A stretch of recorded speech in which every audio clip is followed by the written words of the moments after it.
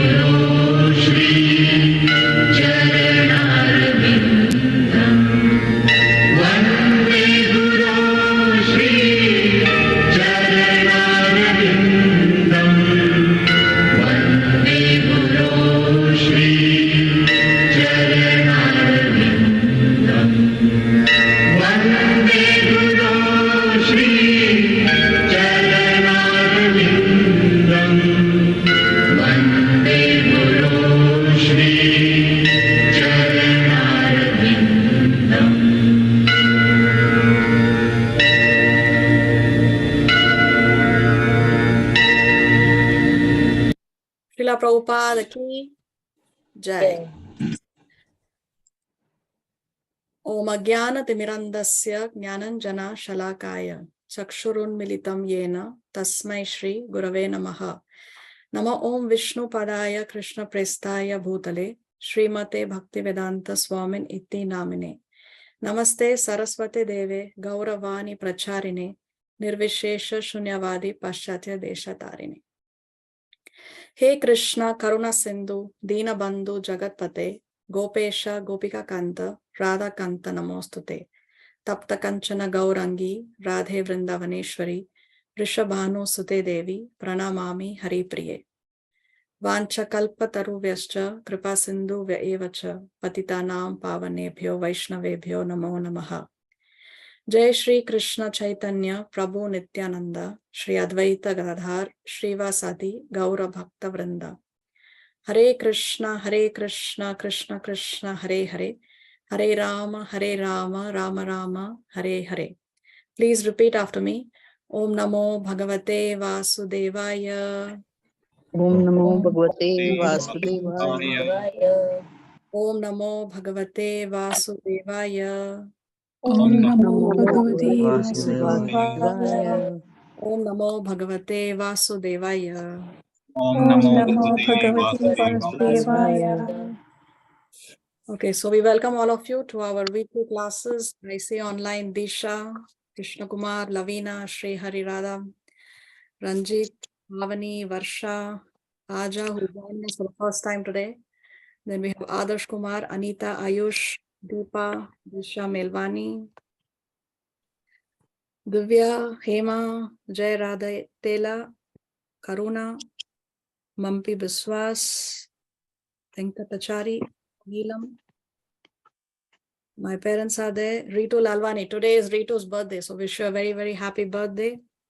And then we have Shiva. Thank you. Many happy returns of the day. Thank you. So thank you all very much for joining. Do we have any questions before we proceed? No. Anyone else is joining for the first time today, other than Aja? Anybody else joining? Anita, okay. Welcome to our classes, Anita. Nice to see you. Anybody else? Mampi Biswas also joining for the first time. Aditya also joining for the first time. Oh, very nice. So thank you all very much. And I hope that you continue in these classes for the next 18 months or so, if Krishna so sanctions. Okay, so what did we see in the previous class?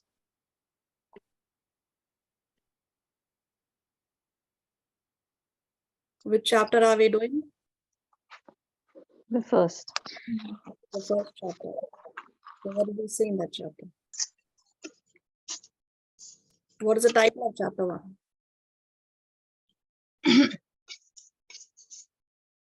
Observing the armies on the battlefield of Kurukshetra.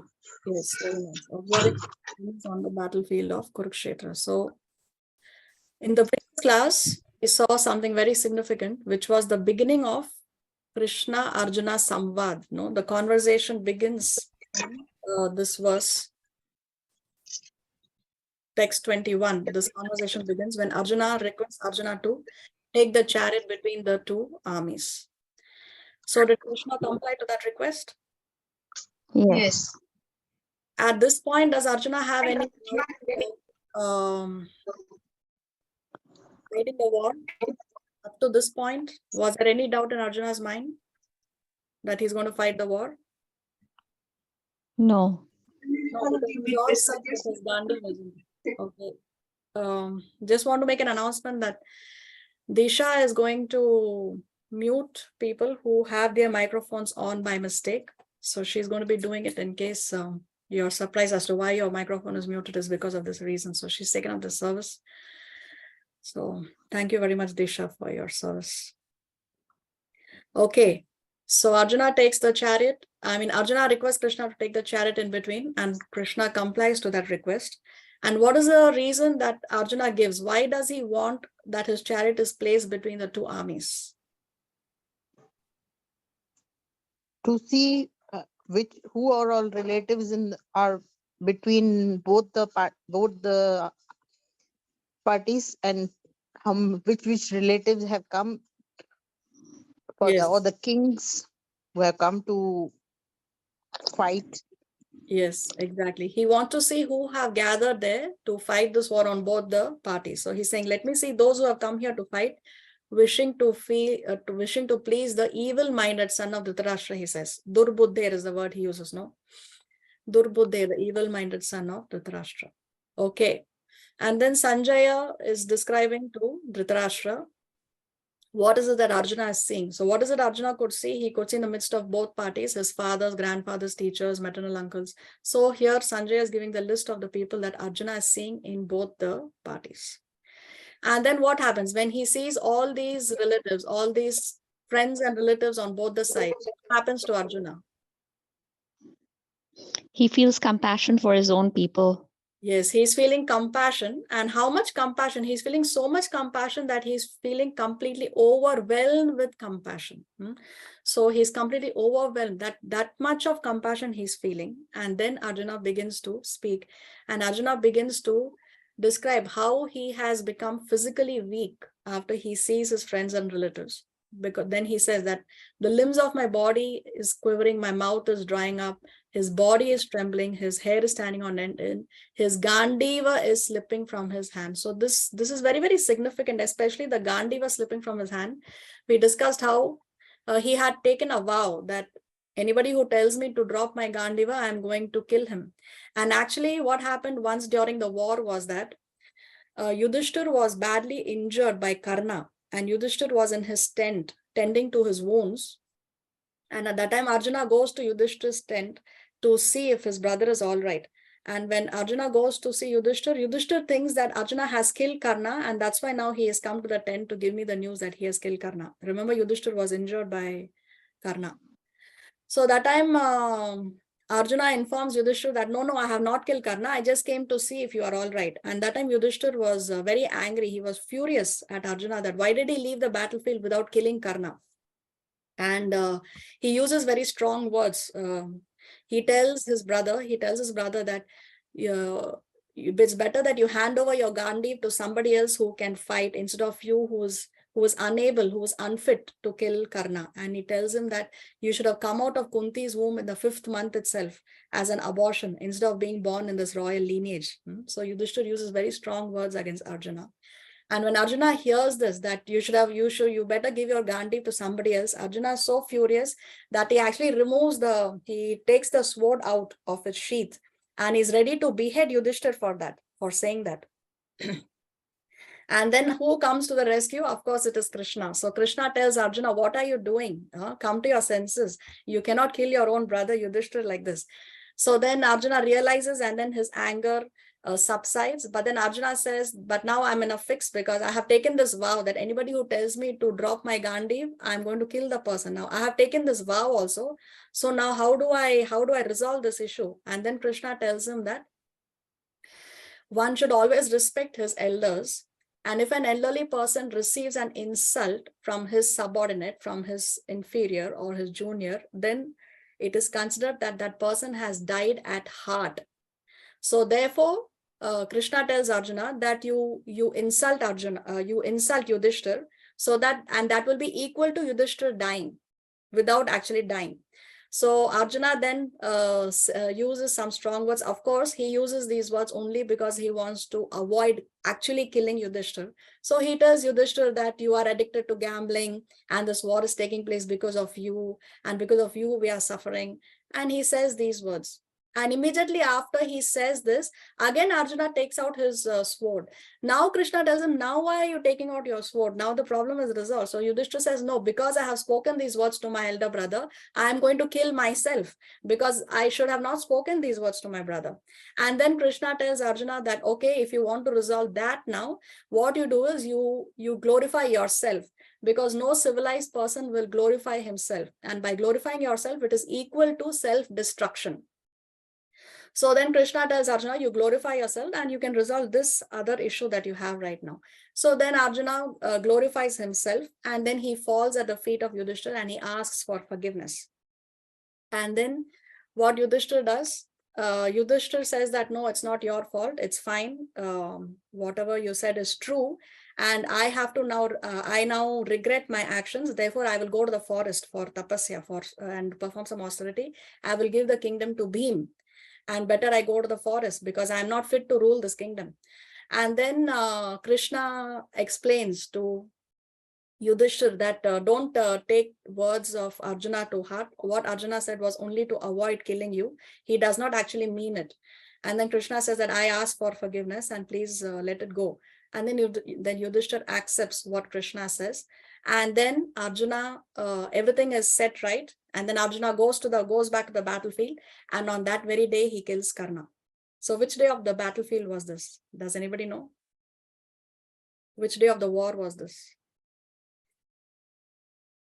17th day.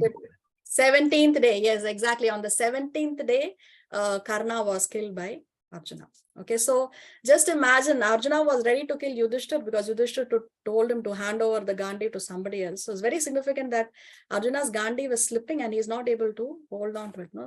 That's how overwhelmed he is. Okay. So then after he speaks about his physical weakness, he talks about his mental weakness, because then he says that my mind is reeling, and he says that I can see only causes of misfortune. So Arjuna is thinking about what is going to be pleasing for him, but he is forgetting that all he wants, all that he should be concerned of, and all that we should be concerned of is what is it that the Lord desires? How can I keep the Lord happy? We don't have to keep ourselves in the center. But here Arjuna is saying, I see. It doesn't matter what we see, what we think. What matters is what the Lord thinks, or what can please the Lord. So anyway, then he gives his reason. So his first reason, Arjuna's first reason not to fight the war is compassion, as we already discussed, that he's overwhelmed with compassion. And the other reason that we saw was enjoyment. So Arjuna is telling Krishna that I do not see how we can enjoy after fighting this war, after killing all these great personalities. I don't see how I will be able to enjoy. So therefore he says, what pleasure will we derive from killing the sons of Dhritarashtra? So till here we saw in the previous class, We'll carry today's class. We will continue from text number 36.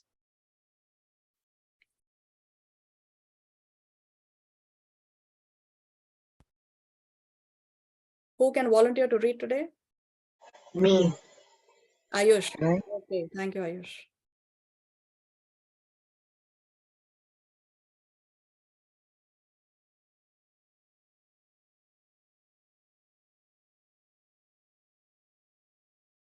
Okay, let's listen to the verse. पापमेवाश्रयेदस्मान् अद्वैतानाततायिनः तस्मान्नार्हा वयं हन्तुं धार्तराष्ट्रान् स्वबान्धवान् स्वजनं हि कथं हत्वा सुखिनः स्याम Madhav. Sin will overcome us if we slay such aggressors. Therefore, it is not proper for us to kill the sons of Dhritarashtra and our friend. What should we gain, O Krishna, husband of the goddess of fortune? And how could we be happy by killing our own kinsmen? So now Arjuna gives the third reason why he does not want to fight this war is. And what is the third reason? It is sin. He is afraid of taking the sinful reactions of killing these great personalities, of killing his own teacher, his own guru, his own grandfather, Bhishma, who's also one of the 12 Mahajans, great devotee of the Lord. So the third reason of Arjuna is sin. Now, by what name is Krishna referring to Arjuna here? I'm sorry, by what name is Arjuna referring to Krishna here?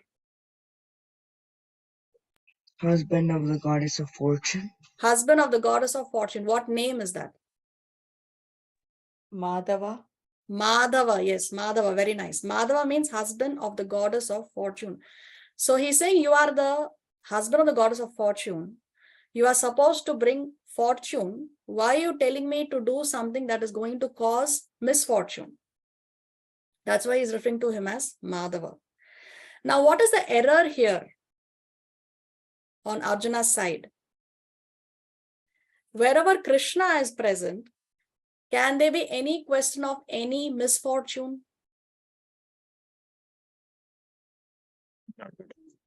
No. No, there can be no misfortune where the Lord is present. That too, he is personally present on the battlefield. Even when the Lord kills, the person who's being killed is getting benefited. How?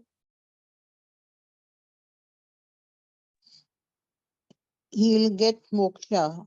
Yes, No, he because gets liberation. He gets moksha, isn't it? So there is no question of anything any misfortune or any unfortunate incident taking place where the Lord is present, because he is all good.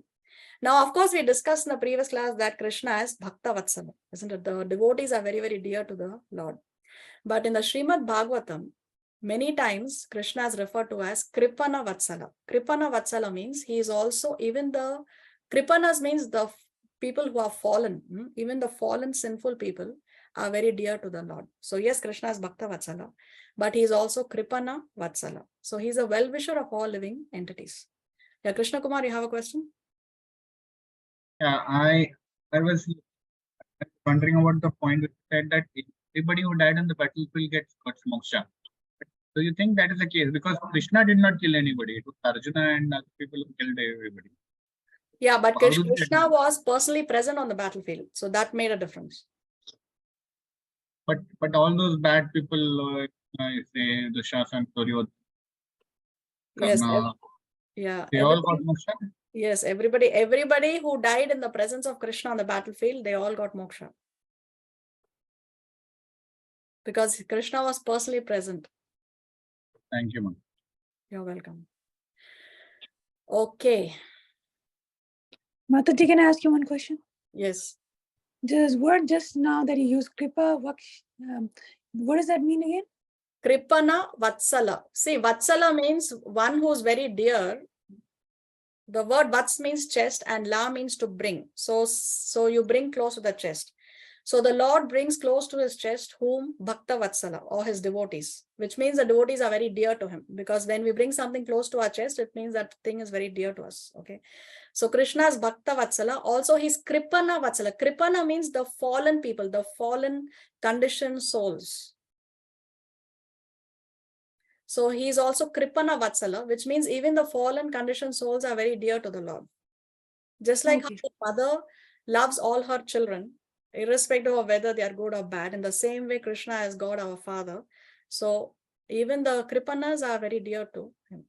Now one may again ask, then if he's also Kripana Vatsala, then how do we focus that he is Bhakta Vatsala? So is God partial to his devotees, or is he impartial to the devotees? Now how to answer that question? One can counter argue, no? So what is the use of me being a devotee if anyway I will get the same mercy if I'm being sinful? But he is more, he loves the Bhakti. Yeah, that's a good question. So you mean to say he's even with both of them? You love them both evenly? Yeah, that's the question. No, that is the question I'm asking. So if he's both Kripana Vatsala and Bhakta Vatsala, then how do I have an added advantage by becoming a devotee? If he's impartial, if he loves everyone as his children, as a mother loves her children equally, then so how to answer that question? Who can say? The Lord is partial to his devotees, or he's impartial to everyone? Is the Lord playing favorites? No, he doesn't play favorites. So then are the devotees not special to him? No, they are. So then, Good question. so Very good question. how to resolve this? So the answer is the Lord is impartial in opening the doors to everyone to come and take advantage of his partiality to devotees. That opportunity is there to everyone to surrender to the Lord. So that way he is impartial, that he is giving the opportunity to everyone to surrender. And once somebody chooses to surrender to the Lord, then he has that extra devotion. But he's impartial in the sense that everybody is given that opportunity. Not that somebody is a killer, somebody is a sinner, somebody is downtrodden, somebody is very, very fallen. He is the most sinful, wretched creature on the planet, but he does not have the opportunity. No, you cannot surrender unto me. No, the Lord gives equal opportunity. He is an equal opportunity employer. Everybody is open to go out and take his mercy. Okay, so there comes his impartiality. And there within that impartiality, now when somebody surrenders to him, then he has an extra special devotion towards his Lord. So he is Bhakta Vatsala. Okay? Okay, thank you. Thank you. Very good.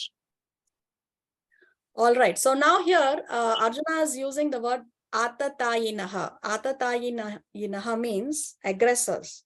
Now, according to Shastra, there are 6 aggressors. And if one is an aggressor, see here we have a list. Let's go to the next slide. See, these are the 6 kinds of aggressors according to scriptures. Srila Prabhupada mentions this in the purport. Now, if one performs any one of these 6 aggressions, then he can be killed as a punishment, and there is no sinful reaction to it.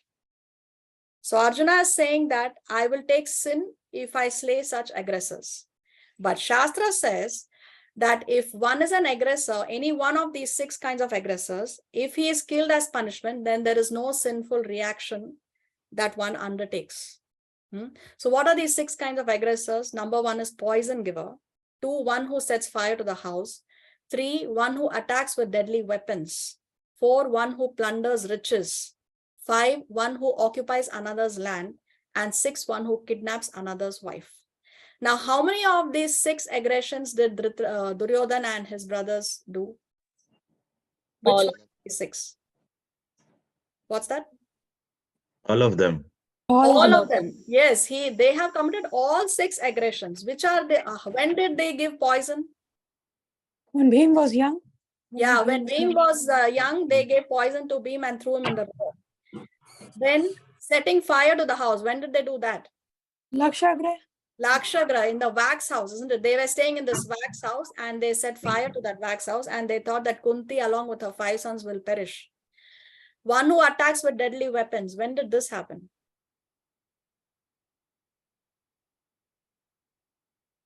It happened many times whenever he attacked in the Virat Yudh.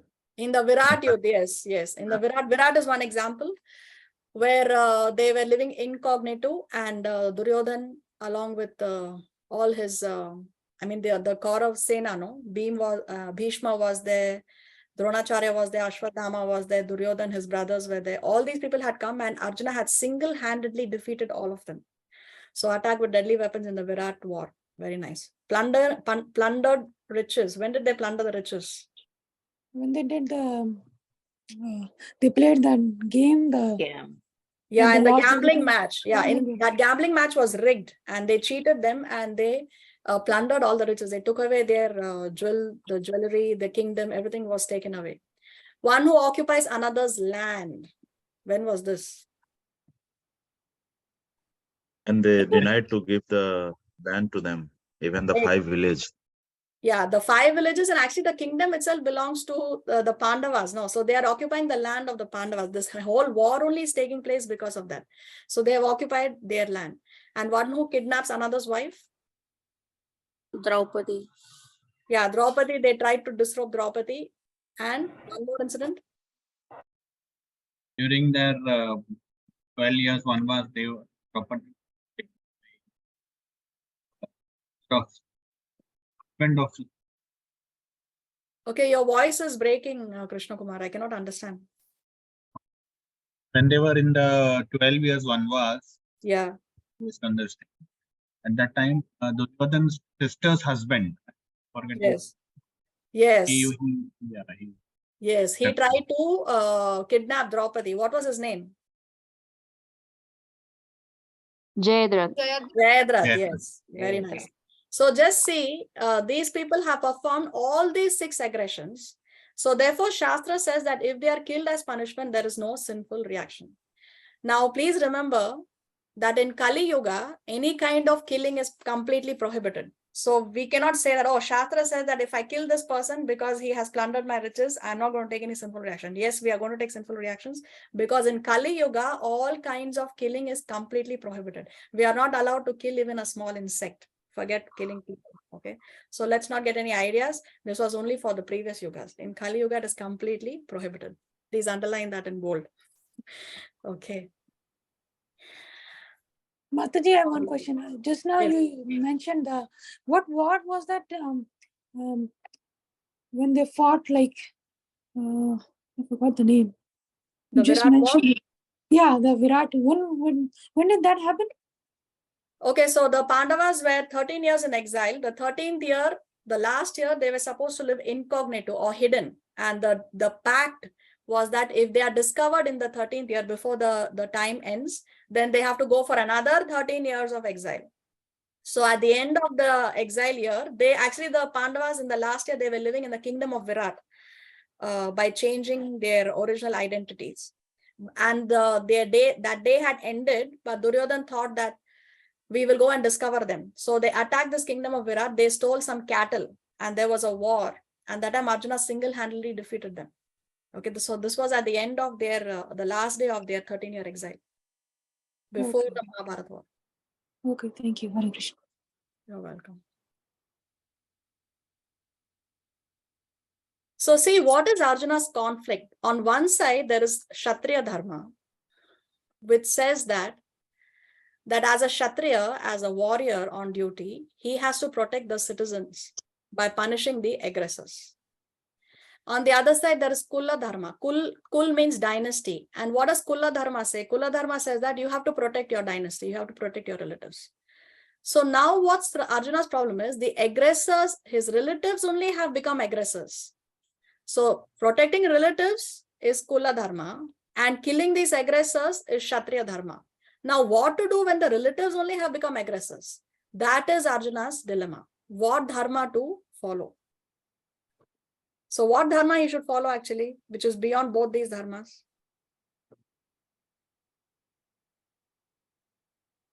He should follow Kshatriya Dharma. Kshatriya Dharma is more important than Kula Dharma? He should follow the Guru. Just follow the instructions of the Guru, but now the Guru is only on the opposite side. Which Guru are you talking about? But at this moment, Krishna is the guru for Arjuna, right? Not yet. So, Not yet. Not yet. Not yet. yeah. He has to follow the instructions of Krishna just simply because Krishna is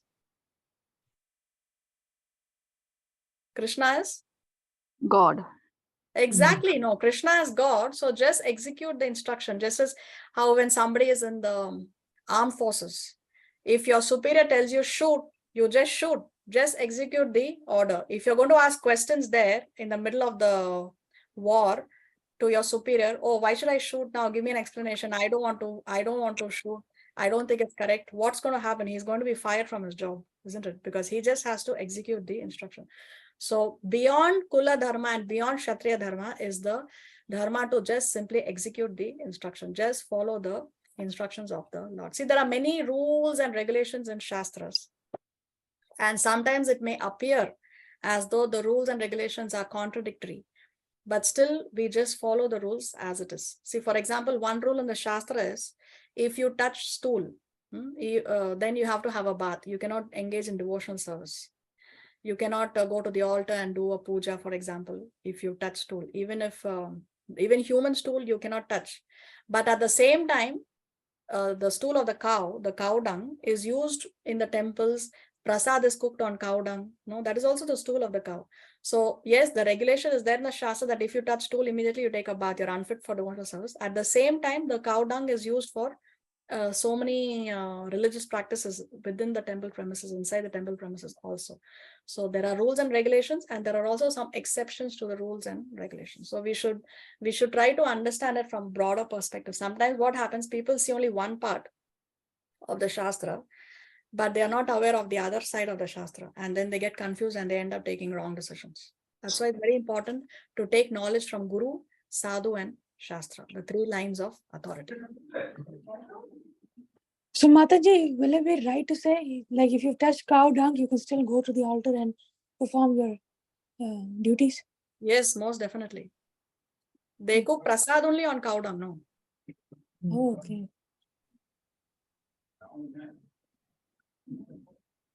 Okay, so Krishna's actions may not always be pleasant, but they are always benevolent. So we discussed how Arjuna is referring to Krishna as Madhava, and why? Because he's thinking that he is the husband of the goddess of fortune. So how he can tell him to do something that is so unfortunate, or how can he make him do something that will bring about misfortune?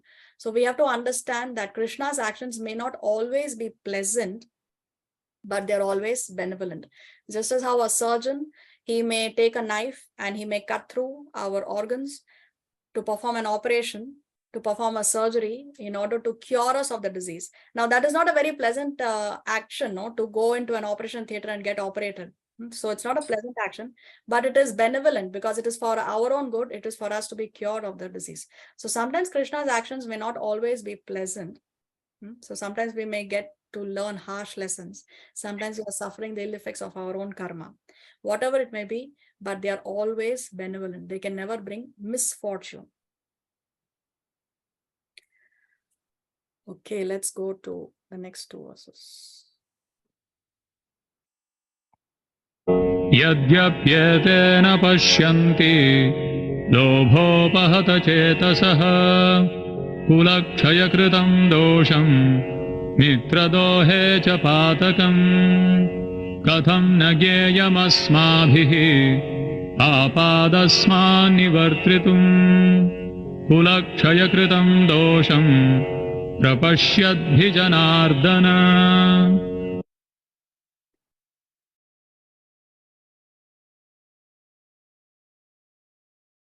Piyush, are you there?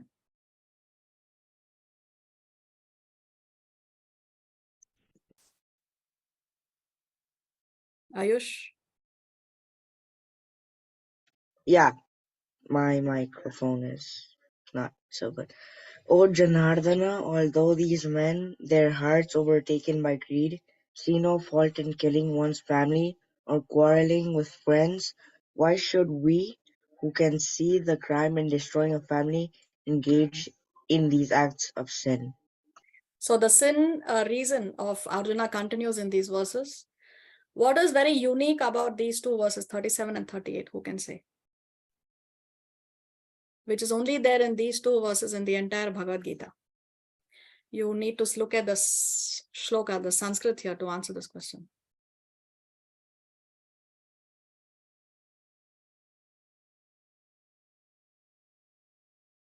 What is very unique and special?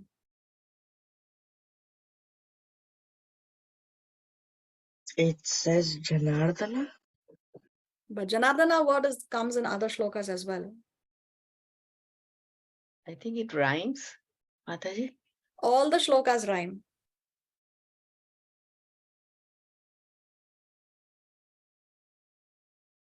Mataji, can you give us a clue?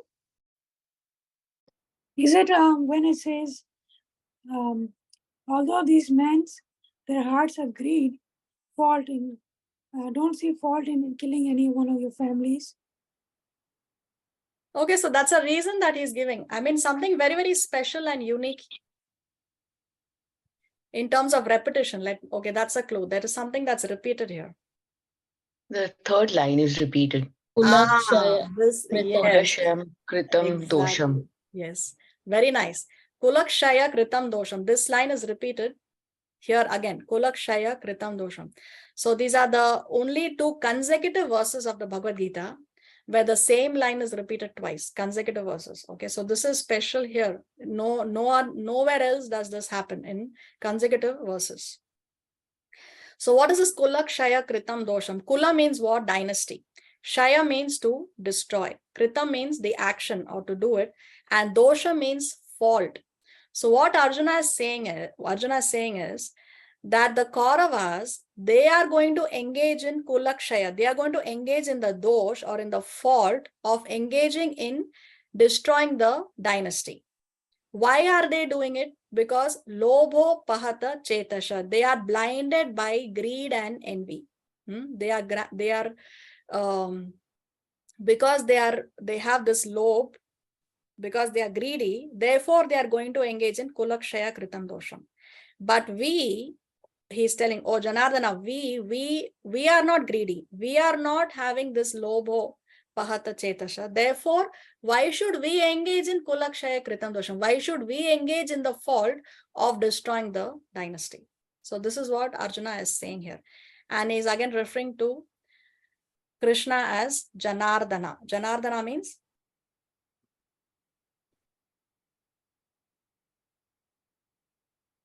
Maintainer of all living entities. Yeah, maintainer of all living entities. So he's the maintainer of living entities. Why is he asking me to kill? So that's for Arjuna is referring to Krishna as Janardana. Okay.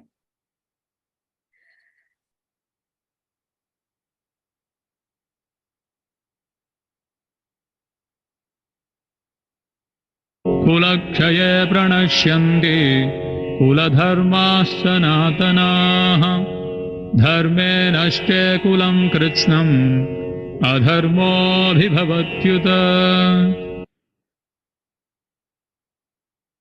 With the destruction of the dynasty, the eternal family tradition is vanquished, and thus the rest of the family becomes involved in irreligion. So now Arjuna is explaining the fourth reason why he does not want to fight, which is destruction of family traditions. So this is now starting into that. What is he saying? Kulakshaya pranashyanti. Kula dharma sanatanaha. So see here actually Arjuna is contradicting himself. On one side he is using the word pranashyanti. Pranashyanti means destruction. And on the other side, he's using the word sanatana. Sanatana means eternal. Eternal means that which will never be destroyed. So he's saying that this Kula Dharma, he's calling Kula Dharma on one side as Pranashyanti, and on the other side, he's saying that it is Sanatana. He's saying Kula Dharma will be destroyed. This eternal Kula Dharma will be destroyed. Now, how can if he's calling Kula Dharma as Sanatana, as eternal, then how can he say that it will be destroyed? Because that which is eternal cannot be destroyed.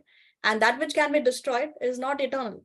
So actually Arjuna is contradicting himself in this verse by using these words Pranashyanti and Sanatana. So what is he saying? With the destruction of the dynasty, the eternal family tradition is vanquished. And thus the rest of the family becomes involved in irreligion. When the dynasty is destroyed, then the traditions are destroyed, and then the family becomes involved in irreligion. They will be engaged in adharma, Arjuna is saying. Now, is kula dharma pranashyanti or it is sanatana? Because he's using both words, but what is it actually? Is kula dharma eternal or it can be destroyed?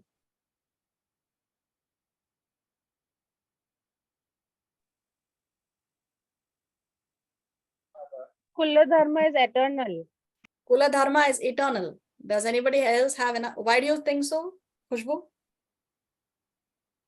Hare Krishna. Because it cannot be destroyed, because what is going on from years, and if it is a family, then they all must be having the same prayer, same prayer, same God, same praying. So that is why maybe it can't be destroyed. Okay, anybody else has another perspective? It can be When it destroyed. says Sanatana, after Kula Dharma, when it says Sanatana and Arjun is contradicting himself, so Sanatana is internal. So if Sanatana is after the Kula Dharma, would it not be eternal, or would it be different? So that is what is the question. Is it eternal or is it not eternal? Even though it has Sanatana after the Kula Dharma, so that gives the indication that it's eternal. No, that's what Arjuna, see, Arjuna is using both words. No, he is saying Sanatan also and he's saying Pranashyanti also. So he's using both words. So the question is, which of the two is correct? Can it be destroyed or it is Sanatana or is it? That's the question. Because he's using both the terms. So the question is, which of the two is correct? Sanatana. So you say it is Sanatan. Okay. Are we all doing what our grandmothers used to follow? No. So it's not Sanatana. It's not internal. You just gave it away. Yeah, it's Yeah. not eternal It because can be family destroyed. traditions can change over time. No, even we are not doing what our previous generation, 100% of what the previous generation was doing. Neither will our next generation follow 100% of what we are doing right now. So it is not Sanatan. It can change. So Kula Dharma is not Sanatan Dharma. What is Sanatan Dharma is Seva. Seva Dharma, the fact that we are eternally the servants of God, that is the eternal principle, that we are meant to serve the Lord, irrespective of whether we are in the material world or even if we are in the spiritual world, still we are going to serve. Just because we are in the spiritual world does not mean that now no more service. No, even in the spiritual world, we have to serve the Lord, irrespective of whether we are here or there, we have to serve. Now, some people may say that I don't want to serve the Lord. Let's say somebody's an atheist. He doesn't want to do any devotional service. He doesn't want to serve. Can he say that? Can anybody on the planet say that he's not engaged in any service? No. Irrespective of they whether one is the can't. president of the country, one is the prime minister of the country, he may be the CEO of Microsoft, he may be the head of a huge, big joint family, but at the end of it, everybody is serving. Everybody is performing some service or the other. So the eternal dharma is Seva Dharma, not Kula Dharma.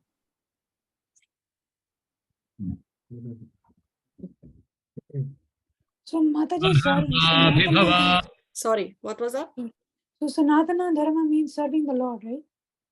Yeah, Sanatan means eternal. The word Sanatan means that which is eternal. Now, what is eternal is Seva Dharma is eternal. Okay, thank you. But then Kula Dharma is what your family is doing? Yeah, Kula Dharma is family tradition.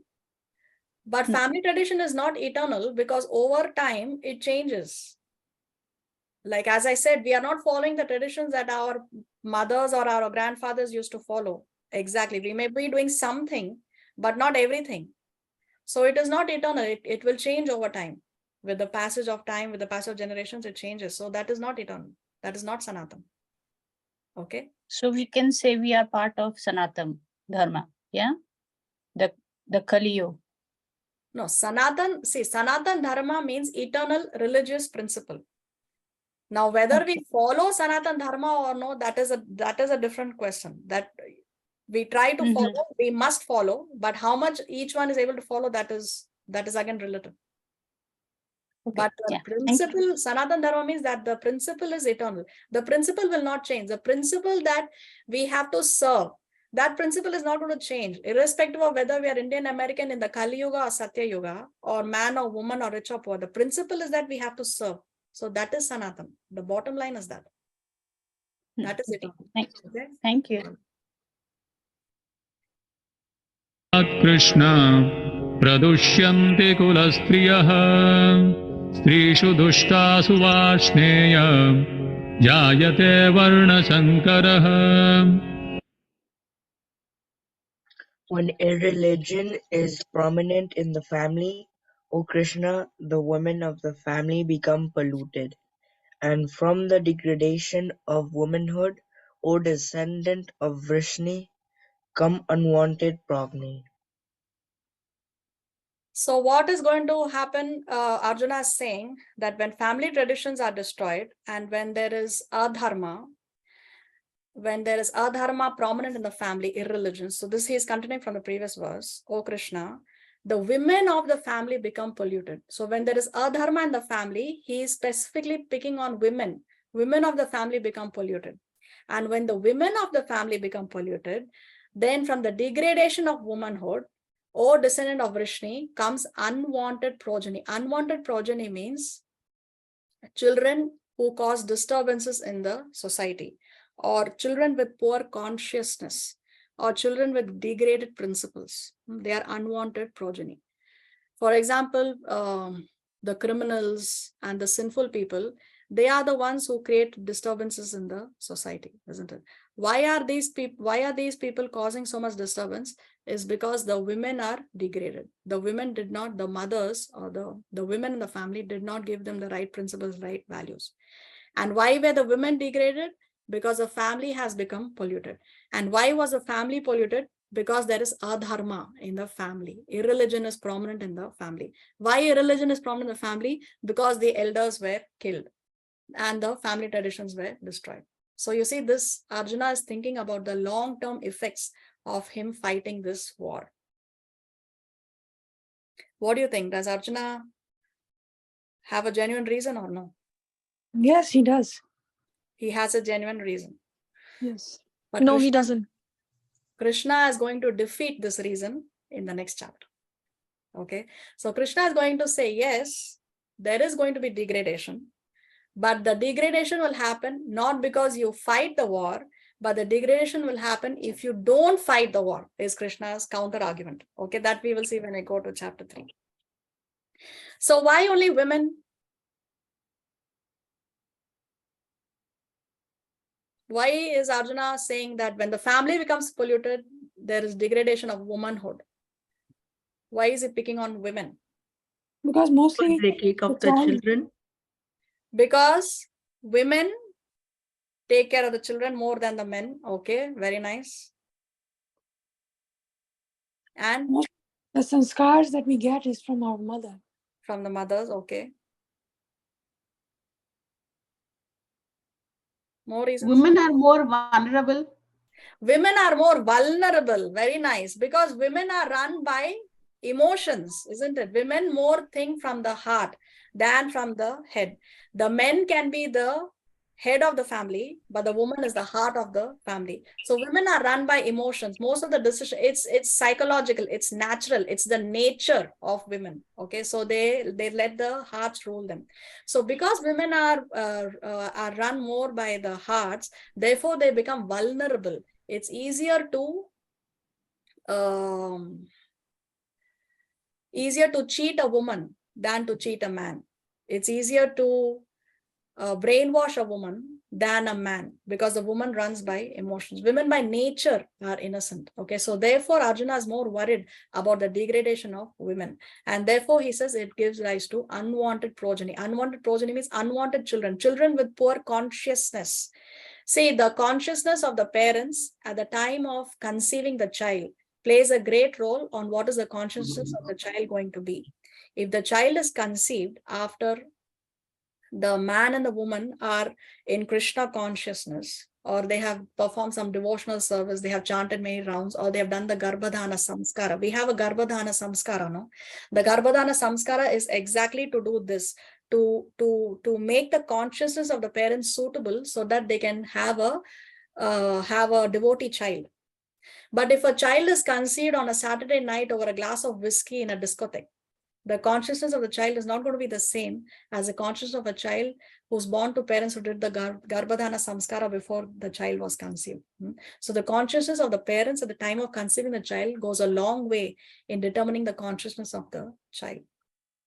So unwanted progeny are unwanted children with bad consciousness, because they are not going to be raised in Krishna consciousness. They are not going to be raised to become devotees. So therefore, they are unwanted progeny. Therefore, they create disturbances in the society. So this is what Arjuna is worried about, the degradation of the society. So he's thinking about the long-term effects. And one thinks that, yes, Arjuna's reasons seem very genuine, and he's a nice person because he's not greedy for the kingdom. Can you see that Arjuna has any greed for the kingdom? Anywhere in these arguments? No, he has no greed for the kingdom at all. Yeah, Pavani, you have your hand raised. Yes, Hare Krishna Srinama. What is Garbhadhana Samskara? Do we donate something for Pujari? So Garbhadhana Samskara, there are many samskaras, like it begins with Namkaran. I'm sorry, it begins with Garbhadhana when the child is still in the womb. Then when the child comes out, there is a naming ceremony. So these are samskaras. And the last samskara is what? Antim samskara, the death ceremony, isn't it? So Garbhadhana samskara is done before the man and woman unite. Now, how it is done exactly, for that you have to consult a Brahman. The Brahman comes home and he engages the couple in some ceremony, some prayers, so that the mind of the couple is God conscious or Krishna conscious. But if you want to have a child, on the level of Prahlad, then you have to, each one have to chant 64 rounds. Oh, daily? On the day you want to unite to conceive the child. Oh, okay. During the day, the man and the woman each, they chant 64 rounds of the Hare Krishna mantra. Then you can have a child like, a devoted child like Prahlad. Oh, okay. Thanks. You're welcome. Krishna Kumar?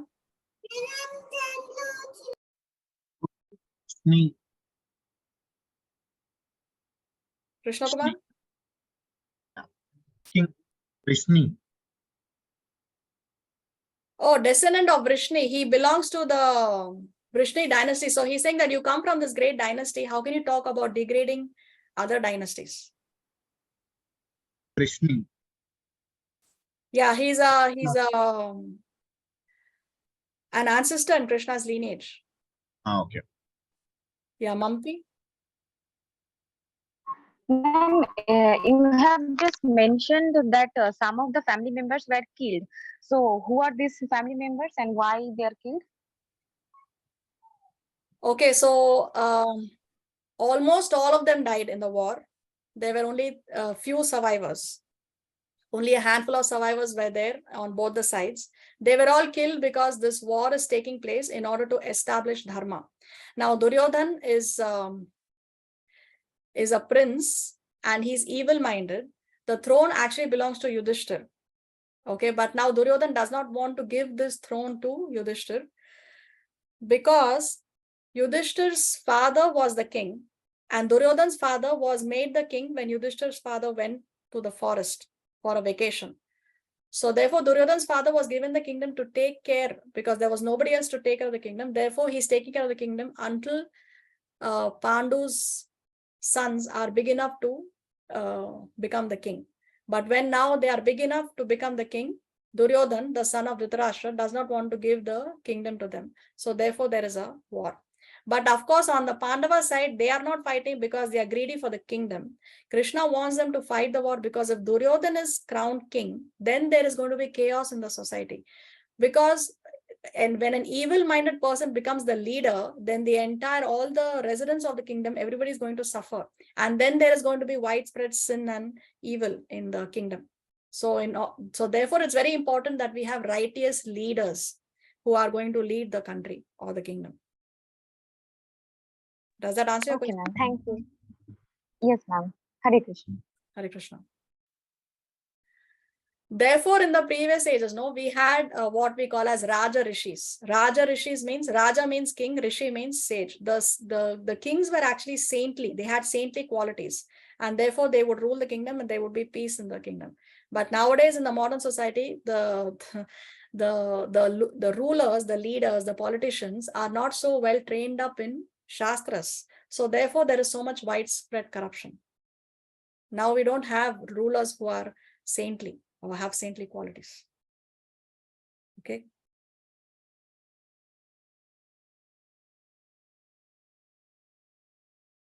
So Varna Shankara means unwanted progeny. Okay, Varna Shankara unwanted. So the children who are the unwanted children are not the children who are born because some kind of precaution failed and therefore the child is unwanted. No, unwanted children are those children who are causing disturbances in the society. Those who have a poor consciousness.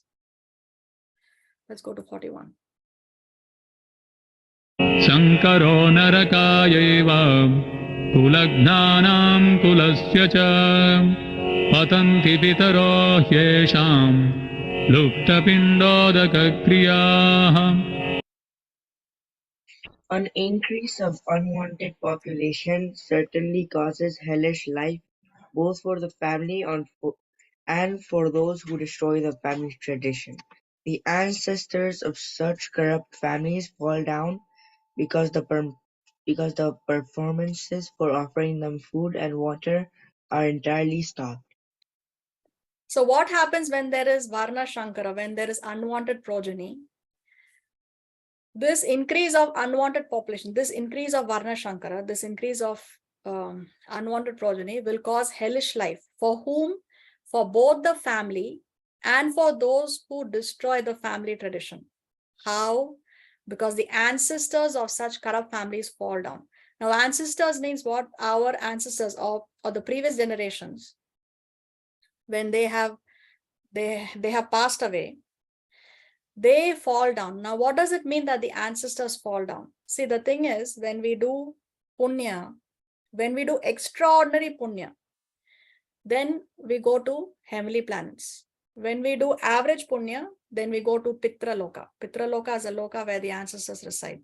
Okay, so average punya, you go to Pitra Loka, and extraordinary punya, when somebody does, they can go to Swarga or to the heavenly planets. So when we do see this word Krishna uses here, Arjuna uses here, pindo daka, pinda. So when we do pindadan for the ancestors, it can contribute to their extended stay in the higher planetary systems.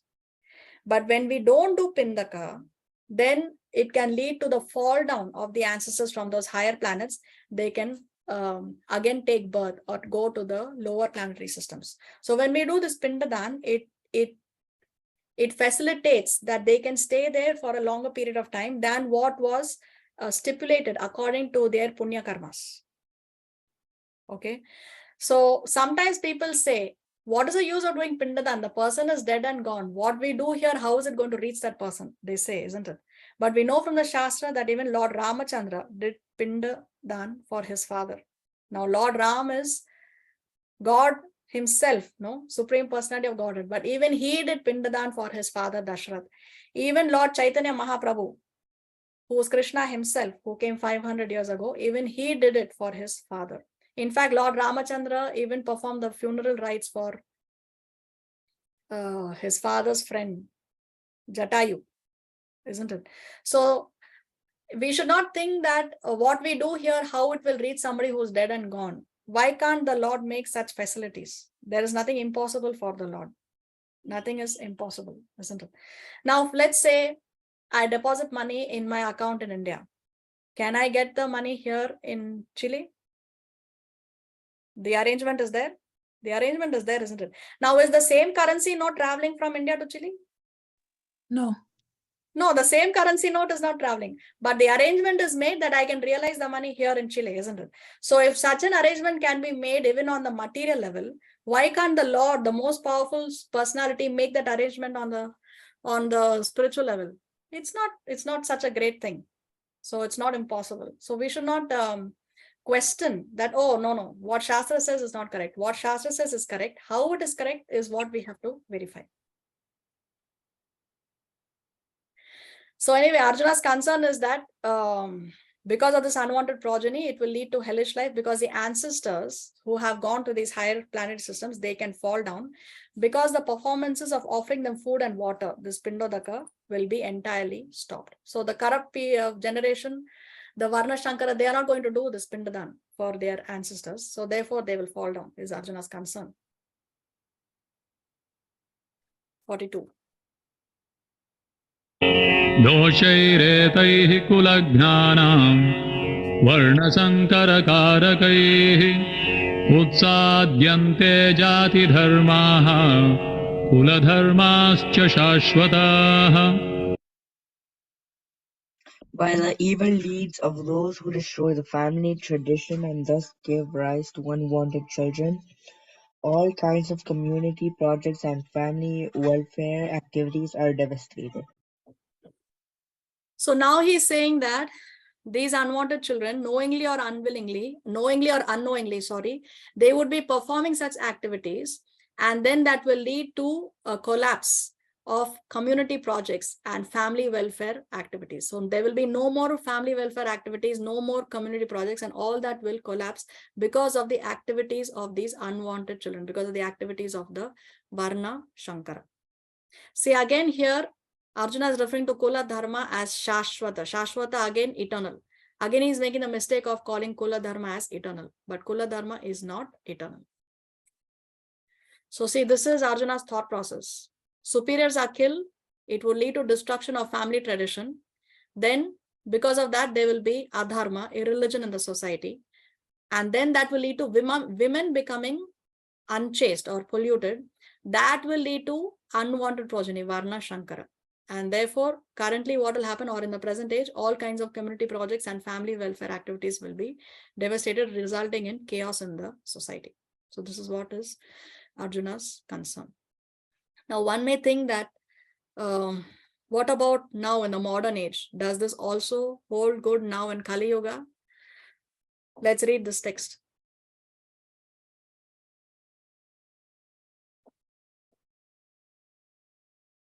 Ayush? Yeah. Arjuna fears the war will lead to chaos, corruption, and criminality in the society. While the specific ways in such a situation may unfold can vary according to time, place, and circumstances. The aftermath of many major wars in the world history can demonstrate the broad trajectory outlined by Arjuna. So in the modern time, how the situation may unfold. See, it will lead to a collapse in the society. It will lead to disintegration in the society. There will be untrained children. There will be children with poor consciousness. But how it unfolds, it may slightly vary according to time, place, and circumstances. So in the modern time, if there is a war, what happens? The protectors of the society die in the war. And it will lead to collapse of state systems for the welfare of the citizens. So every government has certain system for the welfare. There may be orphanages, there may be old age homes, and there are so many facilities that the government provides to protect its citizens. So when there is a war and the protectors of the society die in the war, then it will lead to a collapse of the state systems. So when these state systems for the protection of the citizens collapses, then what happens? The predators will prey upon the society's vulnerable citizens, especially women. So we know in the past when there were wars, Second World War, or when the countries were attacked by, India had so many invaders. What happened? Especially the women were predated upon. Due to such predation, what happens? Children will be born outside the nurturing, protecting bond of marriage. So when children are born outside the nurturing, protecting bond of marriage, they do not receive proper care or culture because they don't have the love and affection of both the father and the mother within a marriage, within the institution of marriage. So now what happens? Because they don't receive proper care or culture, when they grow up, many of these untrained children, they will cause further social disintegration, knowingly or unknowingly. So this is what is happening in the modern society. See, I was just reading this article from this journal about the situation after the Second World War. We are not going to read this. You can read this offline when I share the slides in your group. But it shows how women, they committed suicide because they were violated after this war. And this violation continued after the war. And even after things were returning to normalcy, it continued after many years, because now there was a great, see here, at the end of the war, there were approximately 50,000 professional and semi-professional prostitutes in Berlin, but the number tripled by the end of 1946. And this did not include the huge unquantifiable mass of amateur prostitutes and sex workers. It is very clear that while the Second War might have ended for the European men on 8th May 1945, the war against German women continued long after the period of Allied occupation. So even though the war ended here for the men on the 8th May 1945, it continued for long after the war for the women. Because this thing continued, rape, prostitution, murder, suicide, verbal, visual, and physical abuse, all this continued much after the war even ended. So I was just reading this and I then put it in the slide because I was like thinking, this is exactly what is Arjuna's concern about how the society is degraded, how the women are predated upon, and then there is Varna Shankara, and then there is disturbance in the society. So this is very interesting article. You can read it later.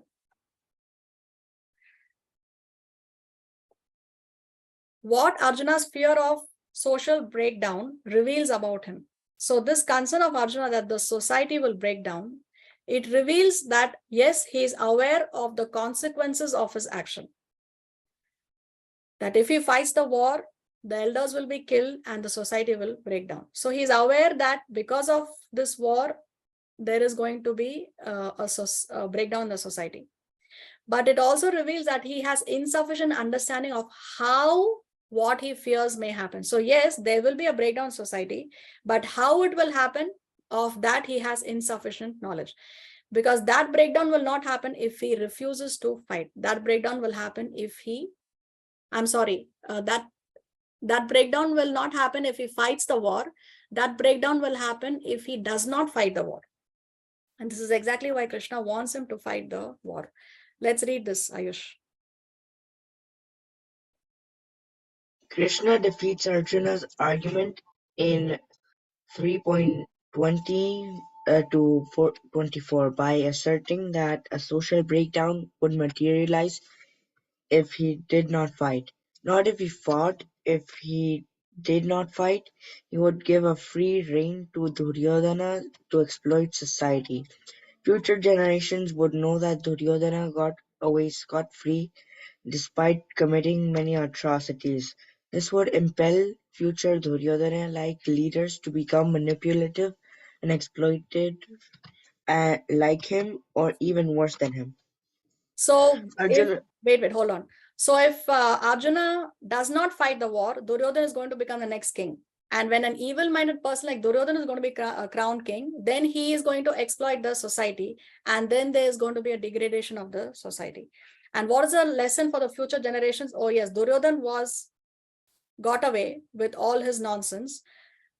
So therefore, in the future, leaders will say, all right, Duryodhana was manipulative, exploitative, and he got away. He was enjoying and nothing happened to him. So therefore, they will feel encouraged that, okay, we can also be manipulative and exploitative like him, or we can even be worse than him. So this is the wrong message that will go out if Arjuna does not fight the war. And another incorrect message that will go out is that Arjuna's choice of inaction would set a wrong example of passivity in the face of atrocity. When there is atrocity, if Arjuna is going to be passive, if he's not going to fight the war, then what is the message that he is giving to the future generations? That no matter how much injustice there is, no matter how much atrocity there is, you just remain passive, you remain quiet, you just don't do anything. But we know that in order to have peace in the society, sometimes violence is necessary. Violence is important to establish peace in certain situations. Just as how now the government of the land wants peace, isn't it? But that very government has a police force, and the police force can resort to violence when the crowd becomes unruly. Let's say somebody is committing a murder. Is the policeman going to go and attack the murderer, hold him, or maybe even shoot him to commit another murder? Or is the policeman going to say that, no, I don't want to commit any violence. I have to be passive. I'm a peace-loving man. That's crazy, isn't it? Because sometimes violence is necessary to establish peace. So therefore, this war was necessary to establish peace. Sometimes people question, oh, why did Krishna instigate Arjuna to fight? Why did he instigate violence? We should believe in non-violence. But no, violence was important to establish peace. Because if at that time Arjuna did not fight, then future there is going to be chaos in the society.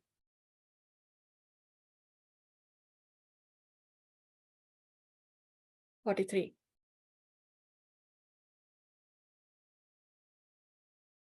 उत्सन्नकुलधर्माणां मनुष्याणां जनार्दन नरके नियतं वासो भवतीत्यनुशुश्रुमा. O Krishna, maintainer of the people, I have heard by disciplic succession that those whose family traditions are destroyed dwell always in hell. So now Arjuna is using strong words. He's saying, I have heard by disciplic succession. In our introductory class, we spoke about how it's important to hear in disciplic succession, or hear from Guru, Sadhu, Shastri. So now Arjuna is saying that I have heard by disciplic succession.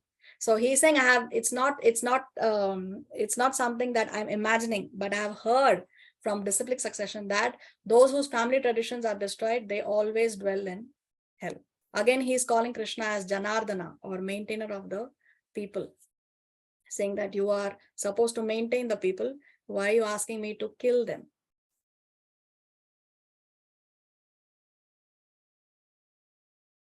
अहो बत महत्पावं कर्तुं व्यवसिता वयं यद्राज्यसुखलोभेन हन्तुं स्वजनमुद्यताः.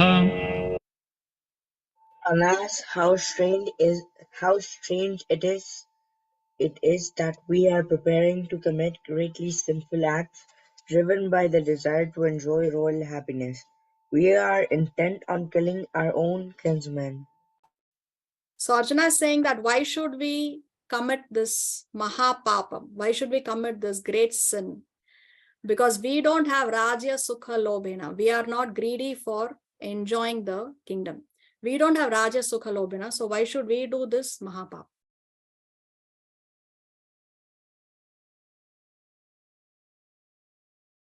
यदि मामप्रतीकारम् अशस्त्रं शस्त्रपाणयः धार्तराष्ट्रारणे हन्युः तन्मे क्षेमतरं भवेत्.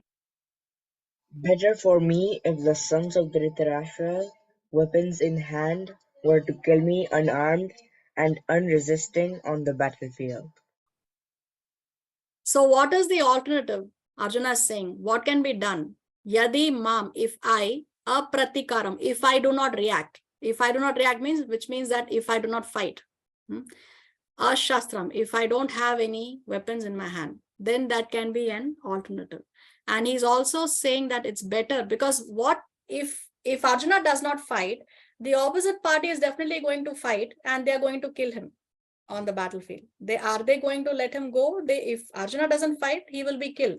So he's saying that it's better for me if the sons of Dhritarashtra, weapons in hand, they were to kill me unarmed and unresisting on the battlefield. So he wants to apratikaram. He does not want to react, and he will not have any weapons, ashastram. So it's okay, let them kill me. Let them kill me unarmed and unresisting on the battlefield. So Arjuna is ready to die, but he is not ready to fight. So here's a summary of Arjuna's reasons: compassion, no enjoyment, fear of sinful reactions, destruction of family traditions. And the fifth reason we will see in the next chapter, 2.6. So Krishna addresses all these reasons. Krishna counteracts all these reasons of Arjuna in the second chapter itself. One more reason is there in, one more counter argument is there in chapter 3, but you'll see in the second chapter how Krishna defeats all these arguments of Arjuna, which seem very genuine, which seems very correct. But then when Krishna speaks, we will see how Arjuna's reasoning is faulty. The last verse of the chapter. Sanjaya Uvacha Evamukva Arjuna Sankhe Rathopastha Upavishat Visrajya Sasharam Chapam Shokasam Vignamanasah Om Tatsaditi Srimad Bhagavad Gita Supanishatsu Brahma Vidyayam Yoga Shastre Shri Krishna Arjuna Samvade Arjuna Vishada Yogo Nama Prathamodhyayah.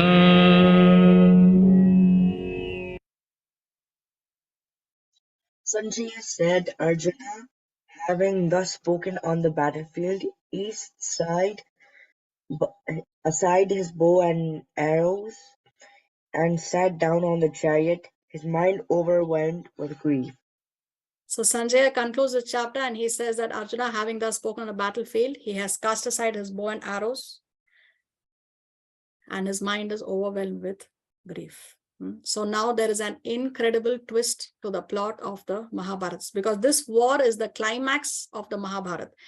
There is so much injustice going on, this, that. Finally, now the war is taking place. The Pandavas have waited for 13 years for this time, for this moment.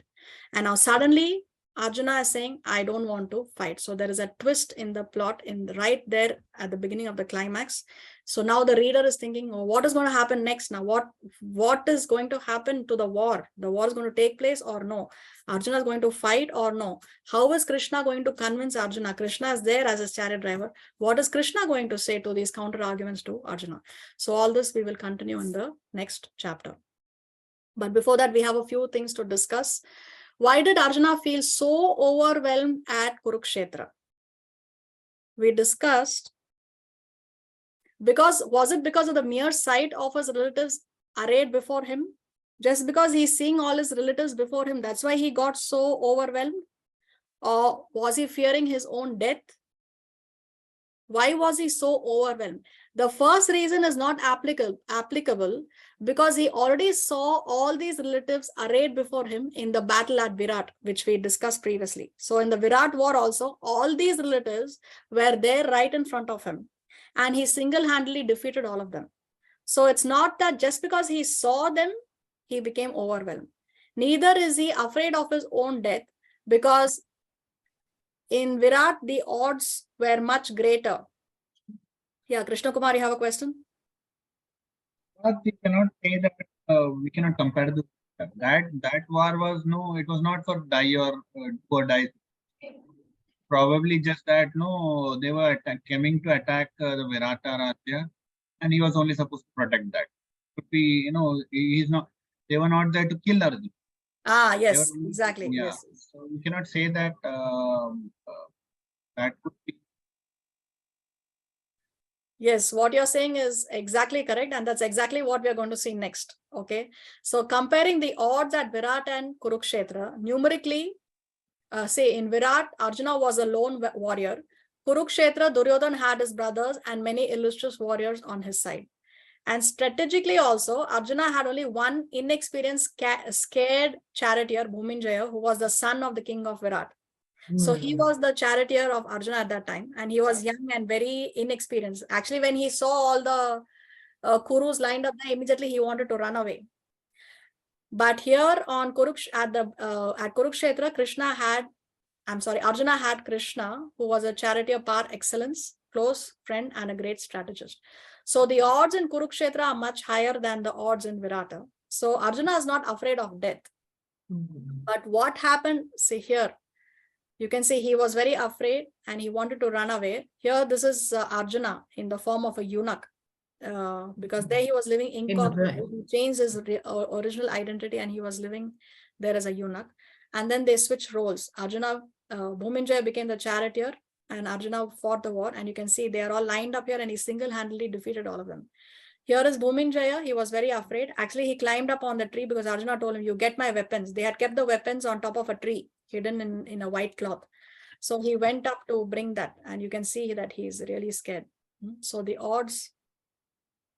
So why did Arjuna feel overwhelmed at Kurukshetra but not at Virata? Exactly what Krishna Kumar said, that there's no question of death in Virata. But here in Kurukshetra, the question was of life and death of his relatives. So here the purpose at Virata was not to kill, just to defend Virata, demonstrate his prowess, and deter the Kauravas from future military adventurism. So when Virata war was fought, Arjuna still had hope that there can be a peace agreement between the two parties. So he just wanted to show his power and prevent them from any more future wars. So they are defeated, they learn their lesson and no more war. But unfortunately, the Kauravas did not learn the lesson from their defeat at Virata. And Kurukshetra, what is the stake is that he has to fight to death. Relatives were to die and he was to be the cause of their death. So worse still was that he had to be the cause of their death. Therefore, he was overwhelmed at Kurukshetra, but not overwhelmed at Virata. Now, another thing to Arjuna's credit, that although he was so emotionally overwhelmed, still he was able to speak several well-articulated points. Arjuna was not speaking complete nonsense. No, he was talking sense. He was very much in his senses. So even though he was emotionally so overwhelmed, it is to his credit that he was able to speak several well-articulated points. Usually when we are so overwhelmed, we start to talk, we start to blabber. We don't talk sense. But it was to Arjuna's credit, and it shows that how intent he was to know what is the right thing to do. Therefore, Arjuna is making this inquiry. So his physical inability showed that he has a conscience in the face of a dreadful duty. So he knows that he has to fight, but the fact that he became physically weak at that moment shows that he has a conscience. It's not that he's just going all out to fight without thinking. So he takes that moment to think and to reanalyze the situation. And his verbal ability reflected his steely resolve to gain ethical clarity about his duty.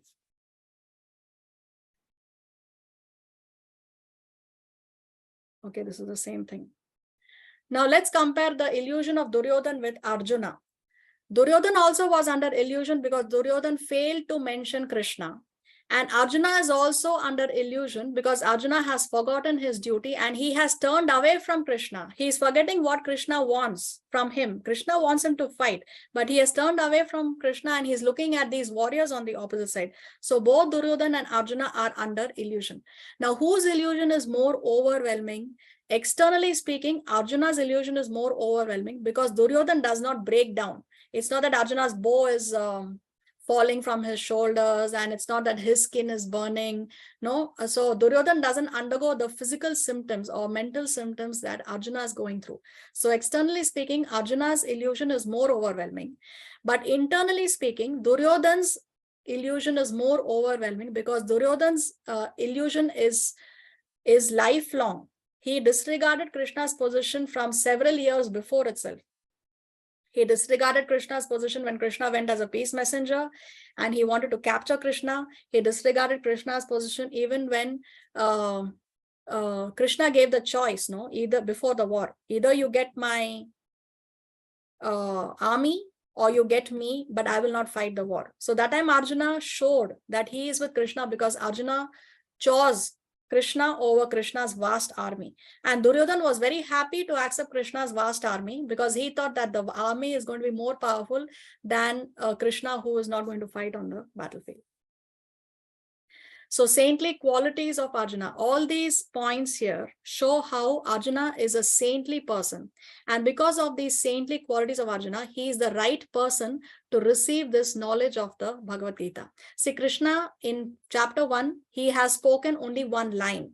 Krishna has spoken, he has spoken one line, but he has not yet started giving the knowledge of the Gita to Arjuna, which he's going to do in the next chapter. So what is happening here is we see how Arjuna has saintly qualities which qualify him to receive this great knowledge. You can read this offline.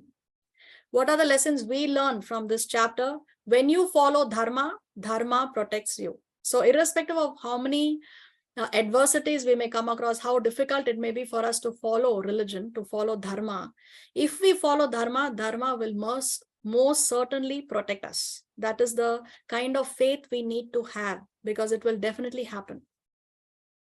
When you follow dharma, the Lord is by your side, just as how Krishna was by the side of Arjuna. When you're on the side of dharma, even the associates of the Lord are by your side. So Arjuna received so many weapons, from Lord Shiva, Chitrarath, the chariot, the Gandiva, from Agnidev, Varundev, Hanuman was there. So even the associates of the Lord are by your side when you are on the side of dharma. Due to excessive attachment, one loses the ability to discriminate between the right and wrong. So when we are too attached to something or to some person, then we forget what is right and what is wrong. Just as how Arjuna was so attached to his family members that he forgot that what is right is to simply execute the desire of Krishna. Krishna is infallible Achyuta. Better to establish a relationship with the one who is infallible, one who never fails in his affection to devotees. So we tend to place trust in our friends, in our family, but so many times we realize that it was not according to our expectations, because many times our friends have failed us. But Krishna is Achyuta, infallible. So better to establish a relationship with that person who will never fail in his affection to his devotees. When a living entity seeks happiness separate from service to the Lord, he is baffled and frustrated. So Arjuna was thinking about how I will not enjoy if I fight the war. So he's thinking about his own happiness independently from the happiness of the Lord. When this happens, then we are frustrated. We are baffled and frustrated, just as how it happened with Arjuna. Stress. So Arjuna was completely stressed out. But this stress was removed because he received the knowledge from Krishna. So Bhagavad Gita, this knowledge of the Bhagavad Gita actually helps us overcome our stress and anxiety. In Kali Yuga, most people, especially youth, they are inflicted with so many mental diseases, depression, stress, and anxiety, and so many other things. But if we receive this knowledge, then it is a great stress buster. There is no greater motivational speech than Krishna's motivational speech that he spoke to Arjuna on the battlefield. There are three kinds of blindness in the first chapter. We saw Dhritarashtra was blind because the chapter opens by Dhritarashtra inquiring from Sanjaya, because Dhritarashtra cannot see what is happening. So Dhritarashtra is blind, physically blind. Then we saw Arjuna is also blind because he failed to see Krishna. He failed to see his own self-interest. And the third kind of blindness is that of Arjuna. Arjuna was circumstantially blind. In that circumstance, he was blind and he was paralyzed and perplexed because of his extreme affection towards his family members. And therefore, he became blind to his responsibilities as a Kshatriya. So we see three kinds of blindness in chapter 1.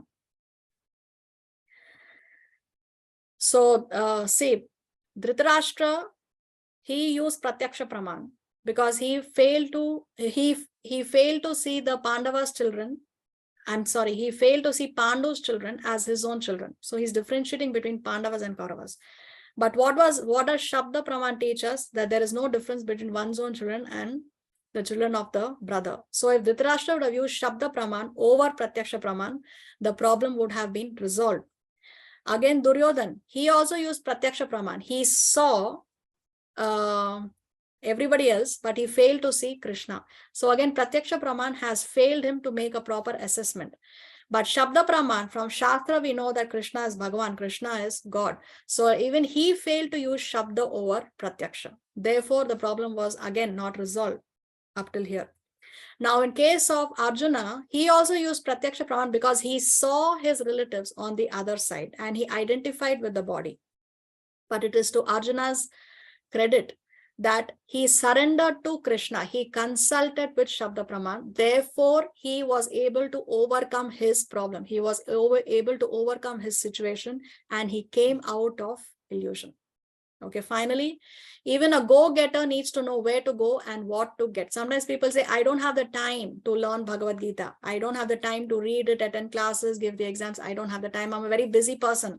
I have lots of things to attend to. But even a go-getter like Arjuna, because he's the greatest warrior on the planet, and even in that very lifetime of his, he was able to travel to the heavenly planets. He even went to Swarga in search of weapons. So imagine, some people have to do extraordinary punya to be able to go to heaven. But Arjuna, in his lifetime itself, he was able to go to heaven. So he's not an ordinary personality. So even a go-getter like Arjuna needed to know where to go and what to get. Even he needed this knowledge of the Bhagavad Gita. So we have no excuse saying that I don't have the time to learn the Bhagavad Gita. So with this, by the mercy of Guru and Krishna, we come to the end of chapter number 1. Srila Prabhupada ki Jai. Hare Krishna, Mataji, can you go the slide? Can you show the slide one more time? The one that you just showed before the go-getter. Okay, 1 second.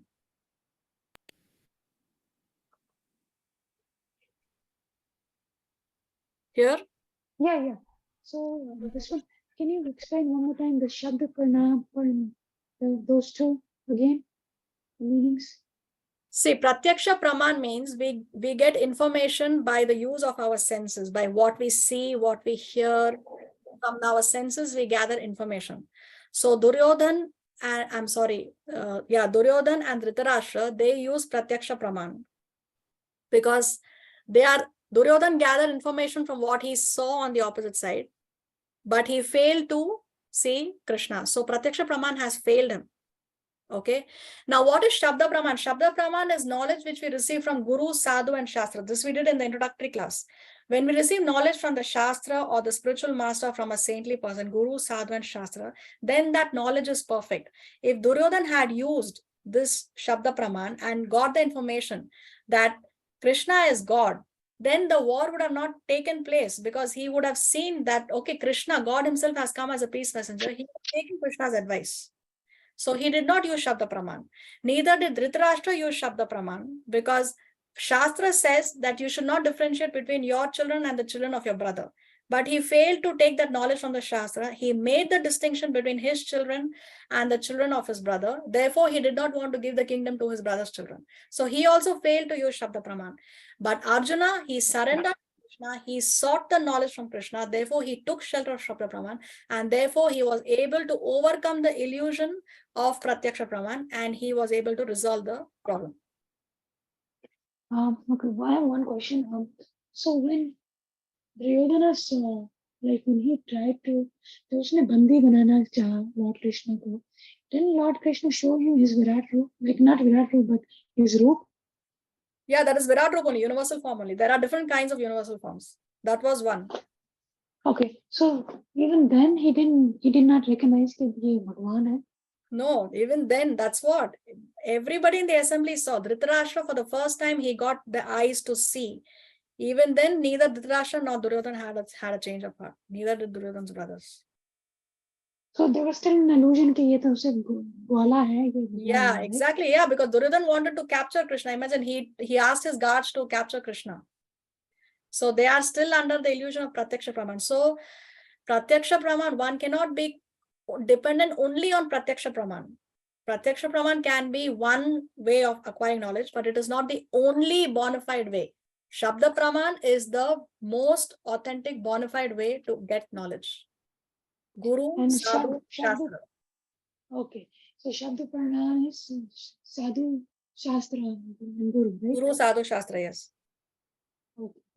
Because I thought when he tried to bandi kar raha hai, matlab, because Lord Krishna showed his form, so Yeah, still he remained under illusion. so would it be like he was under illusion because God wanted him to be under illusion? No, Duryodhan executed his choice. No, he used his free will. Duryodhan, Okay. Krishna went there as a peace messenger, but Duryodhan refused the offer, right? Yeah. No, what I meant to say is Arjuna was put under illusion by Krishna so that he can speak the knowledge. okay. Because Arjuna actually is a pure devotee. So everybody who was there in that assembly who saw Krishna's roop at that time, did they believe that he's the Lord? Some of them, like Vidura, was able to understand. Like Vidura was also there. Vidura was able to understand. Bhishma was able to understand. Dronacharya was able to understand, but not Duryodhan, his father or his brothers. Okay. Thank you for clearing. Thank you, Hare Krishna. Hare Krishna. Any other questions? So we have gone over time by 5 minutes. It's okay, Mataji. Love your classes. हरे कृष्ण माता जी, आज की class बहुत ही बढ़िया थी, मुझे सब कुछ समझ में आया। Thank you so much. Thank you, Shri Hari Radha Mataji. So, Jitu Ahuja, you have a question? Hare Krishna. Hare Krishna. I have one question. Since Krishna was God, like he is a God, why didn't he prevented Draupadi, the Draupadi Chirharan? He did If he prevent it. was if he was like God and he prevented a lot of things, like last what I remember when he had like foreseen a lot of things, so why didn't he prevented Draupadi Chirharan? Okay, so we have to understand that there are two things. One is we have our minute independence. Every living entity has minute independence to do what he likes to do.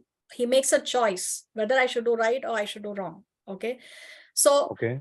one may think that okay, X murdered Y. So why did the Lord permit X to commit that murder? He could have stopped X from committing the murder. Because if everything is destiny, everything is pre-written, so then we will all become robots. Now, Krishna can make everybody surrender to him just like that. Why should we wait for receiving this knowledge of Bhagavad Gita and then cultivating it and following spiritual practices? He can make it. So what we have is minute independence to do what we want to do. That small little minute independence each one of us have. And the choice, the moment-to-moment choices we make during using that minute independence is what determines our destiny. So what I do right now determines what I will do in the future. Now, in case of Draupadi, she did not surrender to Krishna initially. Initially, she tried to protect herself on her own strength because she was looking for support towards her husbands. She was looking for support from the stalwarts of the Kaurava dynasty. She was looking to Bhishma Dev, to Dronacharya to save her. She was expecting that. And then when her sari was being pulled by Dushasan, she tried to protect herself. She tried to prevent Dushasan. So she tried to use her own strength to prevent that from happening. So she was not calling out to Krishna at that time. She did not surrender to Krishna at that time. But then the moment came when Draupadi realized that, okay, nothing else is going to work here. Imagine she is a queen. She belongs to the royal family. She has 5 mighty husbands whom nobody on the planet can defeat. She is the daughter-in-law of the Kuru dynasty, such a great prestigious dynasty. And still she was in that hopeless situation where nobody could come to protect her. Then she realized that, okay, nothing is going to work. Therefore, then she raised her hands and she called out to Krishna. Now, when she called out to Krishna, then Krishna came. So we have to take our steps towards Krishna, then Krishna will come to us. We have to take at least one step. Then Krishna will take 10 steps. But that first step we have to take now. So Krishna came and he prevented that as soon as Draupadi surrendered and called out to Krishna. Okay, got it. Thank you. You're Thank you welcome. very much. Thank One you. more question. There was one more question I had written. I'll read it out faster. Karna used to always face defeat and lose with Arjuna. Was it because he was like why did he used to face all the defeat? Because was it like because of his reincarnation or something? What is bad karma or what Yeah. was it like? See, the thing is, you can answer this question from different angles of vision. First of all, Arjuna was a better warrior than Karna. Definitely. Okay. And secondly, because Arjuna is a devotee derives his strength from the Lord. The Lord empowers his devotees. Now, because Arjuna is a devotee, he is empowered by Krishna.